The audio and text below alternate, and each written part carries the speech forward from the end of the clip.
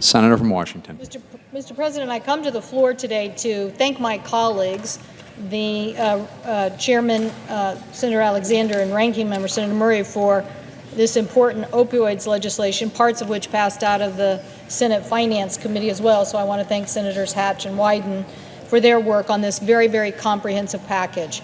This important legislation, which I think is the third in the legislative bills that we passed related to opioids, couldn't come at a more important time. This crisis is ravaging our communities, it's impacting families, and we need to do all we can to help those on the front lines. That's why I've been from Port Angeles to Spokane, from Southwest Washington to Everett to talk about this issue and to try to provide the solutions that my law enforcement and community people want in this legislation. I'm so excited that the legislation will mean that there are more Medicaid available beds to those addicted to opioids.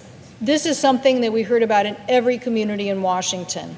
The fact that those coming out of our jails addicted to opioids basically had some modicum of an ability maybe to get off of opioids, but then had to wait weeks and weeks and weeks and weeks for treatment in places like, as I said, Tacoma or Spokane, where there simply weren't enough beds. And this legislation, bumping that number up, I think from 16 to 32, is a great start in this process.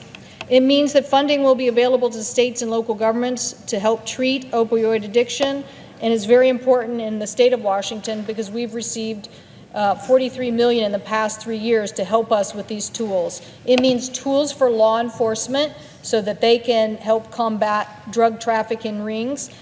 Specifically, this legislation includes more than $4 million in tools to support our state in Washington through the HITA program, which was fighting drug trafficking rings. In 2016 alone, the Seattle-based Northwest Intensity Drug Traffic Area helped disrupt and dismantle 81 different drug trafficking organizations. So this support and help for our law enforcement and our sheriffs to keep doing their job is incredibly important. I have heard from our sheriffs who've played great roles in this.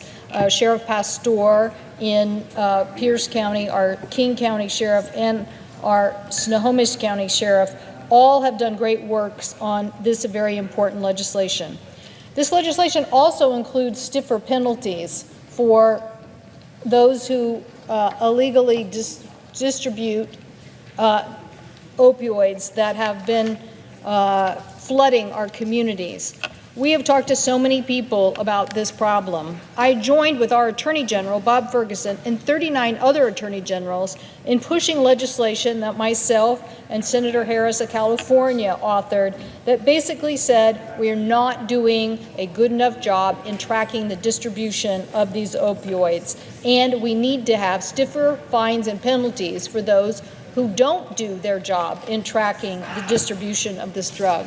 That is how our communities have been flooded, and those attorney generals basically said, quote, please ensure that effective penalties hold manufacturers accountable and help stem the diversion of this product, end quote. How did we get here? Well, when Congress passed the Controlled Substance Act in 1970 to regulate highly addictive drugs, including prescriptions for opioids, they did so because they were so addictive. And yet, Congress said you must follow a network of laws to track these controlled substances. You need to know exactly where the manufacturers are distributing these drugs, to who, and how much.